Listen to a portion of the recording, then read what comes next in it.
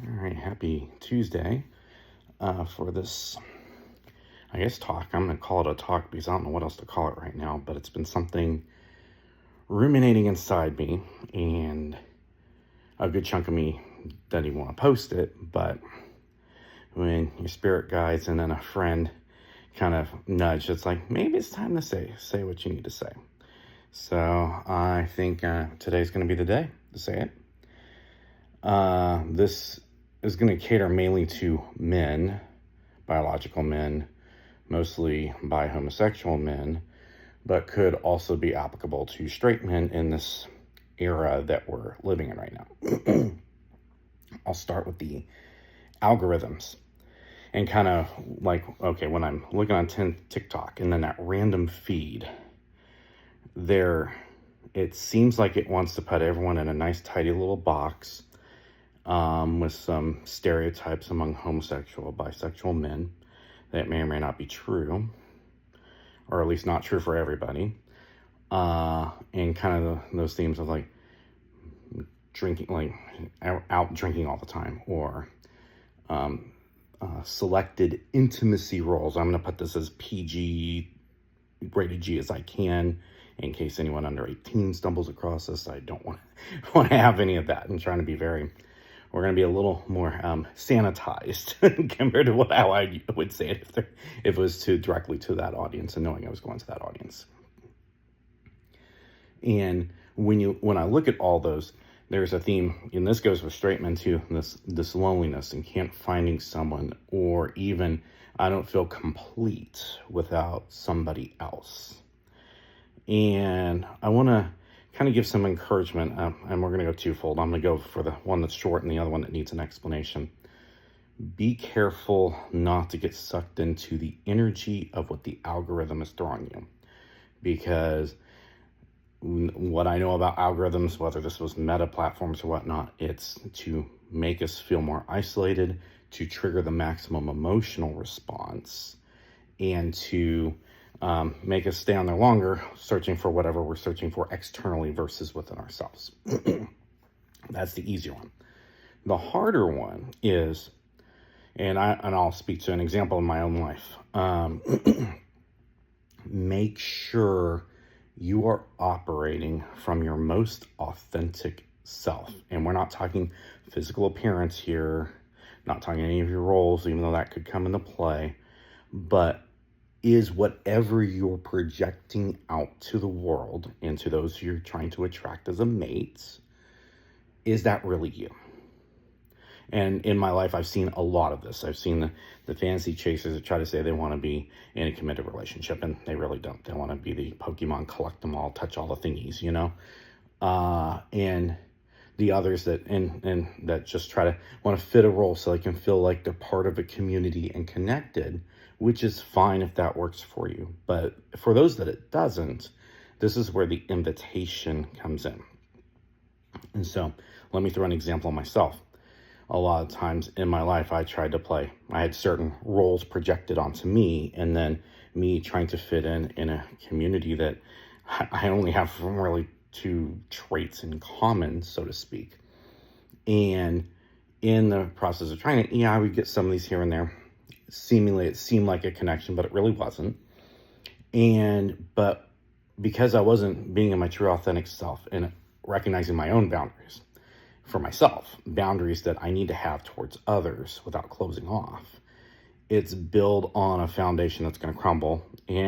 Or if you're building on no foundation, that's going to crumble even faster. So this is where it's very important, kind of in two things. And this is the invitation. I'm going to try to keep this short so it's not like a 3-hour speech. First thing is coming from the premise, you are enough and complete. A lot of people, and this is fed in society through movies and TV and what have you, from parents conditioning us. It's like the two people need to be together to complete, yada, yada, yada. What if you're enough already? What if you are complete? And then if that becomes yes, then what changes in how you're projecting yourself, what you're seeking and not seeking, and how you feel on the inside? It's like those are important questions, because that's going to lead into this second part. of it. And it's like, if you don't have that, then you're still going to be operating. So if you're enough and you're complete, and then, okay, and then this kind of ties into, is this authentically me? Does it feel right? Or am I trying to fit in for the sake of fitting in? And when you are in that frequency where you're trying to fit in and it doesn't align with you, things are going to crumble away faster. And when they crumble away faster, it feels like you've been rejected, you're incomplete, you're insignificant, yada, yada, yada. And then that leads into a trap where all these algorithms can then play on that.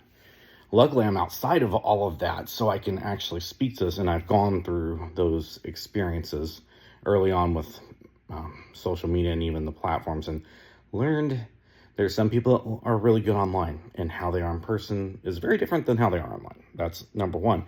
Number two, I'm more of an in-person kind of person, which makes me very old school in this generation. And I guess I'm normally a boomer, even though I'm around a Gen X millennial cusp by a couple of years. That things on a screen, it's like, yeah, it may be pretty, but to me, it's no different than a photograph. It's like, oh, that sunset's beautiful. Oh, look at that animal in the tree and the energy it's giving off. It's like a few seconds. It's very one-dimensional. And I've seen some of the things in the feed, people focusing on the show pony, the thing's going to get them the immediate attention, but then hearing their stories and then their comments afterwards, those very things might actually be the very thing that's keeping you from connecting from people. And it's just something to think about. I mean, if that resonates with you, just lean in. It's like, it's not me saying that you got to figure this out all in your own accords. But if that is, then the next piece, and I'll go into human design. So there's another little piece, and this is for the people who are projectors and reflectors. Reflectors can reflect what's going on in the world. The projectors are supposed to project their inner world to the outside, but they can also project themselves into the ethers, and everyone can see that, and it can be good, bad, or ugly. But in that, you have to be careful, especially projectors, that's myself included, waiting for an invitation, things, which is usually like someone complimenting on some skill set you have in person or online, or if you have a craft that's very visual arts, then yeah, online might actually be adequate for you, or some other knowledge base that's going to draw people to you. And then making sure you're in the right position. And it's like, just look up human design and you can check it if you know your where you're born, month, day, year, time that you were born. You can get something out there, and it'll tell you kind of like whether you need to respond, whether you need an invitation. And for me, it's an invitation. For myself, my type of projector, I have to wait for that splenic authority. So it's like your survival. It's kind of like survival instincts, where you get this nudge to an action that cannot be explained in words, but you just do it. But the best one, go, stop, wait, flee, fight, flight. You know, it's those are the closest words to it. But that's where me not being myself and leaning into that is going. So I've gone to bars, I'm going to do karaoke, drank more than I should, but for a lot of people that's not over drinking, but for me it was. And it left me open to not having the invitation in the right part, or making connections on balance where I'm still trying to connect with someone, or in my case, trying to change my frequency to match the others, which is the same thing as fitting in. So it's a little more nuanced, but the same principle applies. And when you do that, things are going to fall away faster. And it's like, I built some good friendships on there, and it's like, or so I thought over those times, but most of those fade away. And for me, I'm not a city person. I'm more of an in nature kind of person, more wilderness. If I could be in the mountains, I would, kind of thing. Homesteading, that kind of stuff, off grid. That's the stuff I want to really lean and learn more. Storm chasing is one of my passions. I guess that's my version of an adrenal rush, even though it's not really adrenal rush for me. It's more like, this is quite, if I get to try successful. Weather invited me, I went, I did it and used my own authority to figure out where I need to be or not be. So in all of saying that, listen to your body, and those are going to be slow answers, not going to be the mind racing or anything like that. When things come up, your body's going to let you know if you've crossed your own personal boundary, and if you're being your authentic self. If You're giving away your power. Things are not really going to happen. You're going to feel like you're stuck in a rut, that kind of thing. And then if those things go away and you haven't been in your true authentic self, look at those experiences without, I mean, you can look back, look positive, negatively, but don't let that carry with you. And that's a hard thing. You're going to have to face your emotions a lot more and let them run in the background, clear it. And there's plenty of other things like searching on YouTube or whatever that's talking about cleansing your energy and all that stuff. That's not my wheelhouse, so to speak. But the invitation, I think, for all of us in this era, be our authentic self, know our own boundaries, know the boundaries we need for others for self-preservation to not derail us, so to speak. And that's different than just closing yourself off.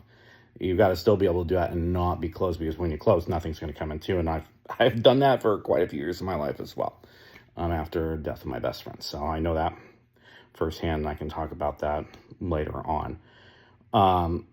But when you go in that part, and then for those that look into human design and then follow your strategy, authority, all that, and all that stuff, see what happens. It doesn't happen immediate. You're not going to get the instant gratification side, but what comes in is going to be more substantial, not so on the surface, not so one-dimensional, and might be better than you could ever imagine. And so that's what I want to just leave here with at that. And it's like, just be careful of the algorithms. Really get to know yourself and know what is your authentic you, because if you don't, you're not authentic you. You're only giving part of yourself, and that's where I feel incomplete, and I need someone to complete me comes into play. So imagine if you can find a person, you meet another person, you're complete, they're complete, and then you're just kind of like the bonus package set if it's a card game, or the bonus cards, whatever you want to call it, and that you're just enhancing each other's lives. Imagine that energy and how different that is versus, I need this because I'm lonely. You might get something, but it probably isn't going to be something that's fulfilling and gratifying. At least long term, it might have some short term instant gratification, but it's not, most likely not what you want. There's some people that want that one and done kind of thing, and that's fine. But when you're in your authentic self and you know your boundaries and the boundaries you need to have for others, so you stay in your authenticness, that's when you're going to start getting things that are going to be better. And at first you'll be tested. Spirit loves to throw, oh, do you really want that? Are you sure? Are you sure? Just hold your own, and then let those challenges happen, go through it, and then see what unfolds. And I'm in that journey myself, so this is not me saying I have all the answers, but that's just kind of things that have come up with me. So I just wanted to share that today, and feel free if you have a comment or question kind of my journey, I can share some more, but just wanted to get that initial part there, because I think that is the most applicable for right now with what I'm seeing on the TikTok, and what's probably going to help us overall be enough and try to live the best lives we can live. So I hope you all have a good day, and thank you for listening if you made it all the way to the end.